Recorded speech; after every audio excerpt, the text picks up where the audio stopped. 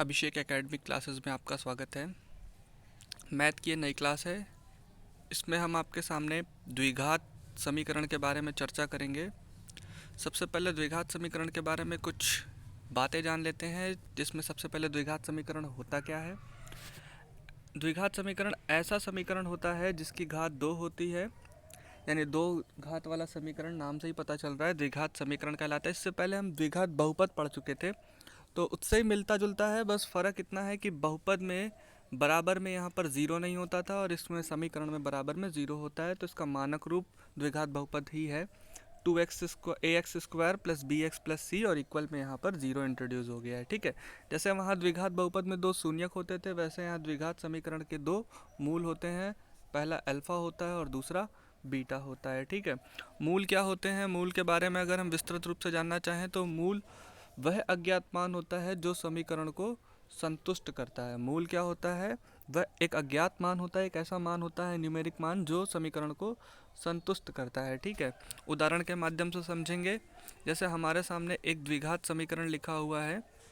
द्विघात समीकरण हमारे सामने लिखा हुआ है x² माइनस 5x और प्लस का 6। ठीक, इसका एक मूल x बराबर 2 दिया गया है। अब हमें चेक करना है कि ये इसका मूल है या नहीं। तो हमने क्या किया है, x के स्थान पर 2 रख दिया है। तो x² के बदले 2 का स्क्वायर माइनस का 5x यानी 5 गुणे 2 और प्लस का 6 और प्लस का 6। ठीक, सबसे पहले 2 का स्क्वायर किया गया है, 4 आ गया है। 5 और 2 का गुणा होकर 10 आ गया है और 6 एज इट इज़ नोट कर लिया है। ठीक, प्लस का 4 और प्लस का 6 दोनों सेम साइन है, जोड़ दिए हैं तो प्लस का 10 हो गया है। माइनस का 10 एज इट इज़ नोट कर दिया है। ठीक, प्लस का 10 और माइनस का 10 दोनों कैंसिल हो जाएंगे तो ज़ीरो। ज़ीरो बराबर ज़ीरो, जैसा कि देख पा रहे हैं कि इसमें जो x बराबर जब हमने 2 रखा तो हमारा क्या हुआ, दोनों पक्ष बराबर आ गए। इस तरह से ये हमारा एक मूल कहलाएगा। मूल क्या होता है? जो समीकरण को संतुष्ट करे, यानी लेफ्ट हैंड साइड और राइट हैंड साइड जब इक्वल आ जाए तो वो हमारा मूल कहलाता है। द्विघात समीकरण में मूलों की संख्या होती है 2। ठीक, उसके बाद अगर हमें एक्सरसाइज पढ़नी है तो इससे पहले हमें कुछ सर्व समीकरण जाननी होंगी, जिसमें सबसे पहले हमारा सर्व समीकरण है a² माइनस b²। आप सभी ने पढ़ा होगा a² माइनस b² की सर्व समीकरण होती है पहले ब्रैकेट में a प्लस बी और दूसरे ब्रैकेट में a माइनस बी। ठीक, अगली सर्व समीकरण है हमारी a प्लस बी का होल स्क्वायर। इसमें होता है a² प्लस 2ab और प्लस b²। फिर a माइनस बी का whole square, a² minus 2ab और प्लस का b²। फिर अब उसके बाद हमारी क्यूब रूप में भी दो हैं। पहला है a प्लस बी का होल क्यूब, जिसे हम लोग कहेंगे a³ प्लस b³ प्लस का 3ab in bracket a plus B. ठीक, a माइनस बी का होल क्यूब सर्व समीकरण है a³ minus b³ minus 3ab और ब्रैकेट में a माइनस बी। उम्मीद है आप सभी को इन सर्व समीकरणों का प्रयोग करना आता होगा, क्योंकि आपको पिछली क्लास में ये सब पढ़ाया गया होगा, 8th 9th और इन सब क्लासों में। अब हम अपने एक्सरसाइज की तरफ बढ़ते हैं, जिसमें सबसे पहले हमारे पास 4 प्रश्न दिए गए हैं और हमें इनकी जांच करनी है कि ये द्विघात समीकरण है या नहीं। ठीक है, ये 4 प्रश्न आपको करके दिखाए जाएंगे। इसके बाद फिर कुछ क्वेश्चंस आपको प्रोवाइड किए जाएंगे, जिन्हें आपको खुद से करना होगा और देखना होगा कि आप उसमें कितने सवाल जो हैं वो उनकी जांच कर पा रहे हैं। ठीक है, तो आप इसका स्क्रीनशॉट कर लें। अब इनको हम सॉल्व करेंगे। सबसे पहला सवाल हमारे पास जो है वो है x माइनस 2 का होल स्क्वायर प्लस 1 और इक्वल में 2x प्लस 2। ठीक है, x माइनस 2 का होल स्क्वायर, अभी देखिए हमने सर्व समीकरण लिखी थी a माइनस बी का होल स्क्वायर, तो उस सर्व समीकरण को यहाँ पर अप्लाई करेंगे। तो अगर a माइनस बी के होल स्क्वायर से कंपेयर कराएं x माइनस 2 का होल स्क्वायर की, तो यहाँ से हमें पता चल रहा है कि a का मान हमारा मिलेगा x और b का मान हमारा मिल जाएगा 2। ठीक है, तो हम यहाँ पर a² यानी x का स्क्वायर 2ab यानी कि 2 इंटू एक्स इंटू 2 कर देंगे। ठीक, प्लस b² यानी 2 का स्क्वायर और बाकी प्लस का 1 और इक्वल में जो चीज़ें हैं वो ऐसे ही नोट रहेंगे। x का स्क्वायर x² हो गया, 2 दूना 4 और ये मल्टीप्लाई होकर हो गया 4x। ठीक है, 2 का स्क्वायर 4 हो गया प्लस 1 और 2x plus 3 as it is note कर लिया। अब इसके बाद हमने अगले स्टेप में किया क्या है कि x² हमारा आ गया, 4x हमारा माइनस का आ गया, 4 और 1 को जोड़ दिया है तो हमारा 5 आ गया है और 2x प्लस 3 वैसे ही लिखा हुआ है। ठीक, फिर हमने क्या किया, पश्चांतर किया है, मानक रूप में लाने की कोशिश की है। तो बराबर के उधर जो भी पद थे उन्हें हम इधर बुलाएंगे। तो प्लस का 2x जो था वो हमारा इक्वल के इधर आएगा तो माइनस का 2x हो जाएगा और प्लस का 3 बराबर के इधर आया तो माइनस का 3 हो गया। ठीक, सजाती पदों को क्रम में लगाया गया है, x के बगल में x वाला पद और अचर पद के बगल में अचर पद रखा गया है। ठीक, तो हमारा एक्स स्क्वायर 4x माइनस का था और माइनस का 2x था, तो ये दोनों माइनस सेम साइन थे, इसलिए इनको ऐड कर दिया तो माइनस का 6x आ गया। 5 में 3 घटा दिया है तो 2 आ गया, क्योंकि 5 बड़ा था इसलिए प्लस का 2 आया। तो इस तरह से हमारा जो अंतिम रूप प्राप्त हो रहा है वो x square minus 6x plus 2। यहाँ पर सबसे बड़ी घात जो है वो x की 2 है, तो हम इसे द्विघात समीकरण कहेंगे। साथ में ये देखिए मानक समीकरण जो हमारा A X square plus B X plus C बराबर 0 के रूप में है, इसलिए हम इसको द्विघात समीकरण कहेंगे। याद रखिए यहाँ पर हमारा स्क्वायर वाला पद होना बहुत ज़रूरी है, घात 2 होनी बहुत ज़रूरी है, तभी हम इसको द्विघात समीकरण कहेंगे, अथवा ये द्विघात समीकरण का रूप नहीं होगा। ठीक, जैसे अगला सवाल हम लोग देखने जा रहे हैं, उसमें लिखा है x ब्रैकेट में x प्लस 1 प्लस 8 और बराबर में x प्लस 2 और अगले ब्रैकेट में x माइनस 2। तो इक्वल के इस तरफ वाले पद की बात कर लेते हैं। x प्लस 2 और x माइनस 2, इसे देखकर आपको पहली सर्वसमीका याद आ रही होगी, a प्लस बी एक ब्रैकेट में, दूसरा ब्रैकेट में a माइनस बी, तो वो हमारा सर्वसमीका का रूप होता है ए स्क्वायर माइनस बी स्क्वायर। ए की जगह x और b की जगह 2 दिख रहा है, तो हमने इसको एक्स स्क्वायर माइनस 2 का स्क्वायर कर दिया, 2 का स्क्वायर 4 हो गया। तो इस तरह से हमारा ये पद एक्स स्क्वायर माइनस 4 सॉल्व होकर आ गया। अगर हम लोग इस पर इधर लेफ्ट हैंड साइड की बात करें तो x का पहले x में मल्टीप्लाई होगा, एक्स स्क्वायर आ जाएगा, और फिर x का हमारा 1 में भी मल्टीप्लाई होगा तो x आ जाएगा। आपको पता होगा कि ब्रैकेट के बाहर जो नंबर होता है उसके ब्रैकेट के अंदर प्रत्येक पद में गुणा होता है, और प्लस का 8 हमारा ऐसे ही लिखा हुआ है। ठीक, तो इस तरह से हमारा ये आ गया। अब हमें क्या करना है, सारे पदों को एक ही तरफ बुलाना है। सबसे पहले हम प्लस का एक्स स्क्वायर इधर बुलाएंगे तो माइनस का एक्स स्क्वायर हो जाएगा, और माइनस का 4 जब इस तरफ बुलाएंगे तो हमारा प्लस का 4 हो जाएगा। ठीक, प्लस का एक्स स्क्वायर माइनस का एक्स स्क्वायर ये दोनों कैंसिल हो गए, तो हमारा ये बच रहा है क्या, 4 और 8 भी जुड़ के 12 हो जाएगा, तो हमारा बच रहा है x प्लस 12। अब क्योंकि यहाँ पर स्क्वायर वाला पद नहीं है, द्विघात, इसलिए हम कहेंगे ये द्विघात समीकरण नहीं है।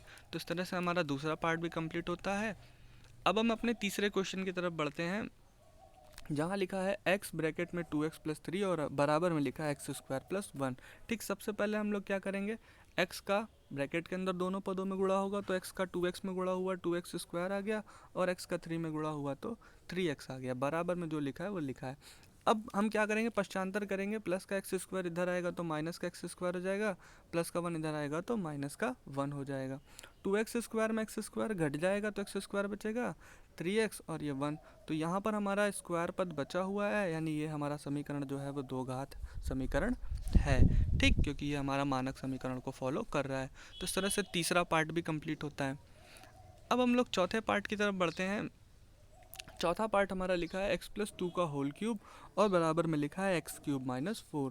तो यहाँ पर हमें क्या करना है, होल क्यूब लगा हुआ है इसलिए होल क्यूब का आइडेंटिटी लगाएंगे, a प्लस बी का होल क्यूब, तो a cube plus B cube plus 3ab bracket में a प्लस बी, a की जगह x और b की जगह 2 जब हमने रखा है तो इस तरह से आया है।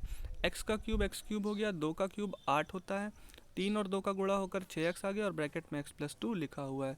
बराबर में एक्स क्यूब माइनस 4 था, उसको हमने वैसे ही लिख रखा है। अब इसके बाद इस 6x का ब्रैकेट के अंदर गुणा करेंगे तो 6x का x में गुणा 6x स्क्वायर आ गया, और साथ में 6x का 2 में गुणा हुआ तो 6 दूना 12x हो गया। इस तरह से हमारा ये रूप प्राप्त हो रहा है x cube plus 8 plus 6x square plus 12 बराबर एक्स क्यूब माइनस 4। अब हम क्या करेंगे, इस एक्स क्यूब को भी इधर बुला लेंगे, प्लस का था इधर आ गया माइनस का, 6x स्क्वायर लिखा हुआ है, 12x हमारा लिखा हुआ है, 8 हमारा जो ये प्लस का था इसको हमने पीछे लिख दिया, और ये माइनस का 4 इधर बुलाया तो ये क्या हो गया, प्लस का 4 हो गया।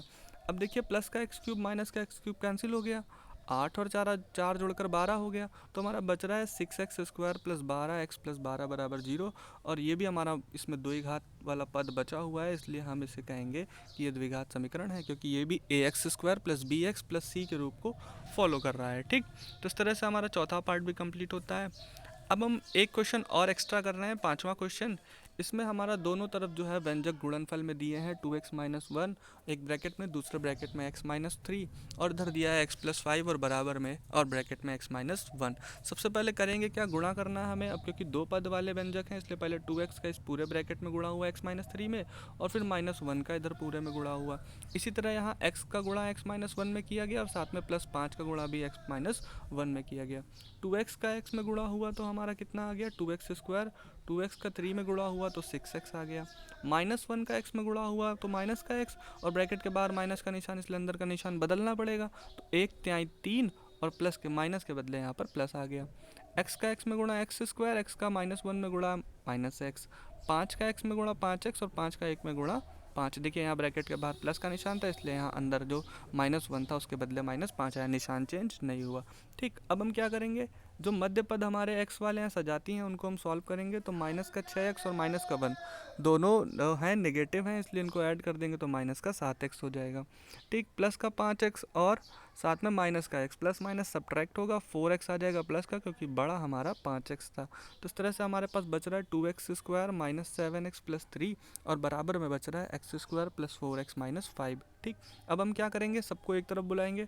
2x² के पास ये वाला x² आएगा, माइनस का हो जाएगा। 7x के पास ये वाला 4x आएगा तो ये भी माइनस का हो जाएगा। और 3 के पास ये वाला 5 आएगा तो ये प्लस का हो जाएगा। निशान हमेशा बदल जाते हैं, प्लस वाला माइनस में और माइनस वाला प्लस में। तो इस तरह से 2x² में जब x² घटाया तो हमारा बचना चाहिए था यहाँ पर x²। ठीक है, यहाँ पर 2 लिखा हुआ है, यहाँ पर बचना ये 2 नहीं है, x² बचेगा। ठीक, ध्यान रखिएगा आप लोग, यहाँ पर x² बचेगा, ये 2 नहीं है। ठीक, इसके बाद हम लोगों का यहाँ से बच रहा है, 7 में 4 जुड़ गया तो 11x हो गया और 5 में 3 जुड़ गया तो 8 हो गया। इस तरह से ये हमारा जब x² माइनस 11x प्लस 8 बच रहा है तो इसमें भी हमारा x² 2 घात वाला पद बच रहा है, इसलिए हम कहेंगे ये भी हमारा द्विघात समीकरण है। तो इस तरह से हम जांच करना सीख गए हैं, कैसे किसी भी हमारा इक्वेशन दिया हो और उसे हम सरल करके सरलतम रूप में लिख के मानक रूप में लाने का प्रयास करेंगे, और इससे हम पता कर लेंगे कौन सा समीकरण हमारा द्विघात है और कौन सा समीकरण हमारा द्विघात नहीं है। ठीक, ये कुछ 9 क्वेश्चन आपके सामने लिखे हुए हैं। सबसे पहले तो आप इसका स्क्रीनशॉट कर लें, साथ में इन्हें आपको इनकी जांच करनी है और इन जांच कर कर बताना है आपको कि इनमें से कौन से द्विघात समीकरण है और कौन से द्विघात समीकरण नहीं है। ठीक, तो उम्मीद है आप ये सारे क्वेश्चन सॉल्व करेंगे। इसके बाद अगर आपने अभी तक वीडियो को लाइक नहीं किया तो लाइक कर दें, अपने दोस्तों के साथ शेयर कर दें, और अगर चैनल पर नए हैं तो सब्सक्राइब कर लें। धन्यवाद। इस तरह की क्लास से पाने के लिए लगातार हमसे जुड़े रहें।